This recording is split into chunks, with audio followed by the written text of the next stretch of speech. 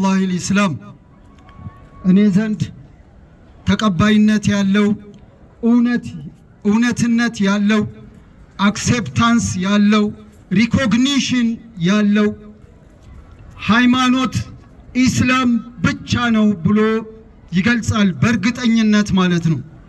ذلك الكتاب لا ريب فيه እንደዚሁም ቁርአንን ደግሞ ሲገልጸው ከኔ ለመሆኑ ከኔ ከፈጣሪያችሁ አንድ ፈጣሪ ነው ያለው ከዛ ከፈጣሪ ለመሆኑ እርግጠኛ ነው ላ ረይበ ፊህ ምንም ጥርጣሬ የለውም ይላል ፈጣሪያችን አምላካችን።